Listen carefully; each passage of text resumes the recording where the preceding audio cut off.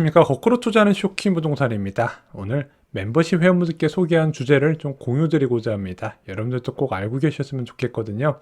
오늘 영상은 여러분들의 미래를 바꿀 수가 있습니다. 바로 당신을 지켜줄 부동산 2개가 필요한 이유 소개를 드리겠습니다. 오늘 영상 끝까지 들어주시는 거 정말로 추천드립니다. 영상 시청 전에 구독으로 부자 되시기 바랍니다. 투자의 대가 워렌 버핏은 이런 이야기를 했습니다. 잠자는 동안에도 돈이 들어오는 방법을 찾아내지 못한다면 당신은 죽을 때까지 일을 해야만 할 것이다. 그래서 저는 이렇게 생각을 합니다. 내가 일할 수 있을 때 자산을 모아야 된다는 거죠. 우리가 일할 수 있는 시간은 한정적입니다. 자, 자코리아에서 직장인 체감 퇴직 연령이 51.7세라고 발표를 했습니다. 자, 51.7세 내 집 마련 후에 자녀 교육시키면 은퇴 나이가 된다는 뜻이죠. 이때 소득이 끊기면 심각한 문제가 발생합니다. 왜냐하면 이 은퇴 나이가 되면요, 많은 돈이 필요하기 때문이죠. 자, 일단 자녀들이 고등학교 전후가 되는 시기이기도 합니다. 요즘 애들이 공부 좀 하면 고등학교 때 200~300만 원 우습게 들어가요. 그리고 만약에 대학에 갔다 하더라도 대학에 들어간다고 해도 자금이 계속 지원이 필요하게 됩니다. 대학 들어가도 끝이 아니라는 거죠. 게다가 부모님들의 경제적으로 도움이 필요한 시기도 바로 일반적인 은퇴 시기와 가깝다는 겁니다. 부모님들이 많이 편찮으시면서 부양비가 늘어나는 시기이기도 하죠. 은퇴 이후의 소득은 어떻게 될까요? 3분의 1 토막이 나게 됩니다. 절대 은퇴 전의 소득을 은퇴 이후에도 얻을 수가 없게 된다는 거죠. 평범한 직장인분들은. 자, 그러면은 은퇴는 50대 초반에 이뤄지고 소득은 3분의 1 토막이 나는데, 그럼 내가 무엇인가 연금 등을 통해서 소득을 보충할 수 있을까? 당장 국민연금 수령부터 만 65세 이상이잖아요. 돈이 들어갈 곳은 많은데 소득 공백이 발생한다는 거죠. 자, 이러다 보니 사람 구하는 곳마다 50대 지원자가 넘쳐납니다. 이것이 대부분 직장인의 현실이에요. 하지만 다 알아요. 이게 나의 미래라는 거 모두 알고 있지만 애써 외면한다는 거죠. 왜? 두렵기 때문입니다. 그래서 중요한 것은 은퇴 전까지 2개의 히든 카드를 만들어야 된다는 겁니다. 내 집 외에도 나의 노후를 지켜줄 자산이 있어야 된다는 거죠. 자, 일반적으로 노후 자산하면 제일 먼저 생각하는 게 바로 연금 저축이죠. 자, 근데 히든 카드는요, 금융상품이 아닌 부동산으로 만드셔야 됩니다. 또한 어떤 부동산을 선택을 해야 된다? 황금성이 좋고 월세 수입도 노릴 수 있는 아파트를 추천한다는 거죠. 이런 생각 드실 겁니다. 아니, 내가 어떻게 자산을 2개나 더 마련해? 지금 내 집 대출 이자도 버겁고 애들 교육시키기도 바쁜데 무슨 자산을 2개를 더 만들어내냐? 당연히 어려운 일입니다. 4인 가족 생활비는 대부분 비슷해요. 자, 그냥 서울에 4인 가족 숨만 쉬어도 200 나간다 말씀드린 적 있죠? 실질적으로 4인 가족 생활비 고소득자나 저소득자나 그렇게 많이 차이가 안 날 수가 있다는 겁니다. 게다가 대부분의 직장인 고만고만한 소득으로 살아가죠. 자, 이런 상황에서 어떻게 자산을 2개나 늘리냐? 간단합니다. 극단적으로 아끼지 않으면 이루기가 굉장히 힘들다는 거예요. 자, 근데 이게 괴로운 과정이거든요. 근데 이걸 지금 먹고 살만할 때 하지 않는다면요, 나중에 사랑하는 가족들이 힘들어하는 모습을 지켜봐야 된다는 겁니다.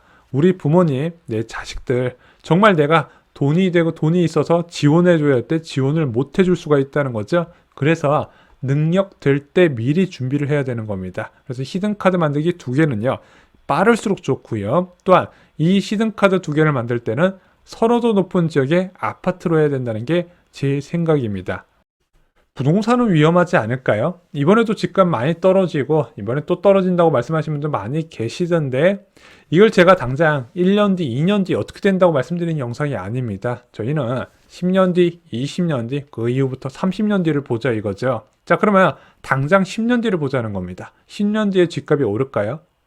저는 수도권 지역에 인기 있는 지역은 무조건 오른다고 생각합니다. 그 이유는 간단해요. 자, 2013년의 통화량이 1921조 원이었습니다. 2023년에 통화량이 3819조 원, 딱 2배가 증가했죠. 시중에 돈이 늘어나는데 자산 가격이 그대로 있을 수는 없겠죠. 금, 주식, 부동산, 자산 가치는 다 오를 수밖에 없다는 겁니다. 부동산 가격이 정확하게 오르는 게 아니라 화폐 가치가 떨어지는 거죠. 10년간 소득 변화도 볼까요? 2013년 최저임금 시간당 4,860원이었습니다. 자, 그런데 2023년 최저임금 봤더니 9,620원이네. 얘도 2배 이상 증가했죠.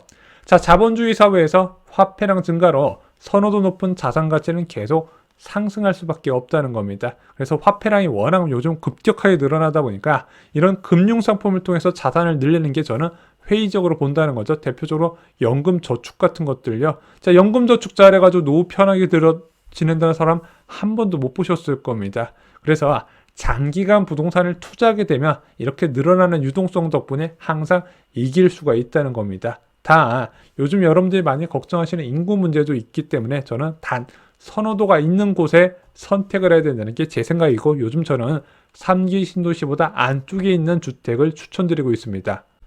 자, 그럼 투자할 때 돈이 많이 들지 않나요? 괜찮습니다. 시간에 투자하는 부동산 자산을 사면 됩니다. 오늘 4가지를 소개를 드릴 겁니다. 첫 번째, 초기 신도시입니다. 자, 신도시 초창기에는요, 아파트만 주구장창 들어가는 거 아시죠? 그래서 초창기에 신도시 보면은요, 아파트만 있고 그 외 상업시설이 전혀 없습니다. 학교하고 아파트 딱 2가지만 있어요. 이용할 수 있는 상가는 아파트 상가밖에 없습니다. 그래서 차 끌고 외부로 나가야 돼요. 자, 근데 이 아파트 입주할 때 이 아무것도 없이 아파트만 있을 때 들어가는 것을 추천드립니다. 그리고 시간이 흘러 상가나 대형 쇼핑센터나 지하철 같은 인프라가 들어오고, 또한 화폐 가치도 덩달아 낮아지잖아요. 이것으로 막대한 시세 차익을 얻게 되는 겁니다. 그래서 모두가 외면할 때 투자, 대표적으로 장화 신고 들어가야 돈 번다는 얘기가 여기서 나오죠. 장기적으로 초기 신도시 괜찮은 선택이 됩니다. 앞으로 이런 류의 신도시 많이 나오게 될 겁니다. 3기 신도시에서 시작이 되니까 기회도 더욱더 늘어나겠죠. 하지만 지키셔야 될 게 있습니다. 앞서 선호도 높은 자산을 선택해야 된다 말씀드렸죠. 신도시 규모가 커야 됩니다. 최소한 2만 호 이상은 된다고 생각하시면 좋을 것 같습니다. 두 번째, 초기 재개발 사업장입니다. 자, 재개발 사업 한번 시작하면 완공까지 최소 10년 이상 소요되는 장기 프로젝트입니다. 자, 이렇게 오랜 시간이 소요되기 때문에 초창기의 사업 단계의 재개발 주택일수록 오랜 시간이 필요하고 불확실성은 커질 수밖에 없다는 거죠. 당연히 이런 오랜 시간이 필요한 것과 불확실성이 있다는 것은 가격으로 나타나게 됩니다. 그래서 저렴한 가격에 취득이 가능하다는 거예요. 자, 근데 이것을 오랫동안 갖고 있다 보면 은퇴 시점에 선호도 높은 신축으로 완성돼서 나의 노후를 일정 부분 책임져 줄 수 있다는 겁니다. 그런데 중요한 게 있어요. 사업 시행자가 확실한 사업으로 사업장을 결정해야 된다는 거죠. 세 번째는요, 분양입니다. 이것은 말이 필요 없는 최고의 자산 증식 수단입니다. 지금 유주택자들이 분양권 투자한다고 난리 났죠. 그만큼 분양과 분양권의 매력이 뛰어나기 때문입니다. 이미 주택이 있는 사람들이 자산을 늘릴 때 가장 효과적인 방법이기도 하죠. 자, 이 분양은요, 알짜 지역의 비선호 평형이나 평면을 노리는 전략을 통해서 사용하시면 됩니다. 그래서 유주택자는 언제나 분양 정보에 귀를 기울이셔야 되고, 쇼킹부동산 멤버십에서도 분양 정보는 매일 맨 앞에 자세하게 다루고 있습니다. 자, 네 번째, 갭 투자입니다. 일반적으로 갭 투자는 전세값을 보고 투자라는 거예요. 아니, 매매 가격이 오르면 좋은 거 아닌가요?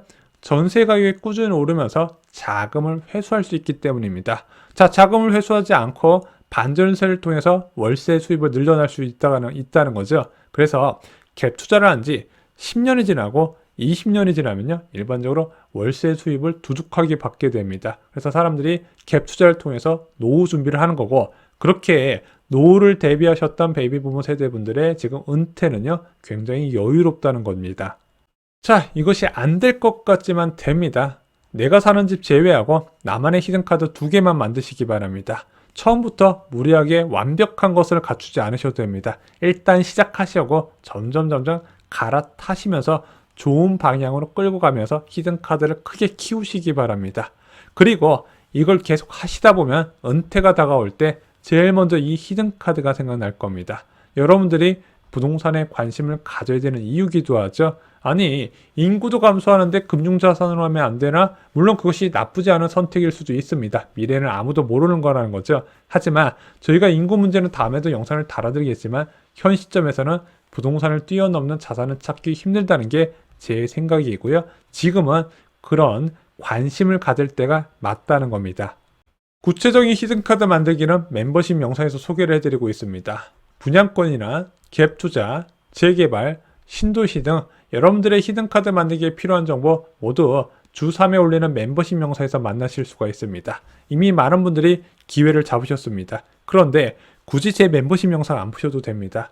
누구나 부동산에 관심을 갖고 계실 거고 내가 갖고 싶어 하시는 아파트가 있으실 겁니다. 그런 것부터 차근차근 시작하셔도 절대 늦지 않습니다. 하지만 부동산은 계속 공부를 하시고 여러분들이 모아야 되는 자산임을 잊지 마시고요. 너무 큰 공포를 가지시기보다는 장기적 관점에서 서서히 접근을 하시기는 추천드립니다. 이상으로 영상 마치겠습니다. 좋아요, 구독, 공유 꼭 부탁드립니다. 감사합니다.